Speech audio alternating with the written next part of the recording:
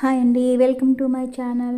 నేను super clay తోటి ఒక డై ప్రాజెక్ట్ చూపించబోతున్నాను.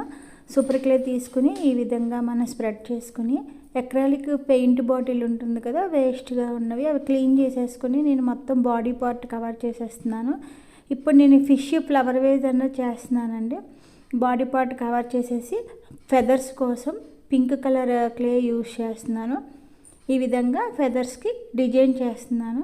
మనం సూపర్ క్లే తీసుకున్నప్పుడు టూల్స్ వస్తాయి, ఆ టూల్సే నేను యూజ్ చేస్తున్నానండి.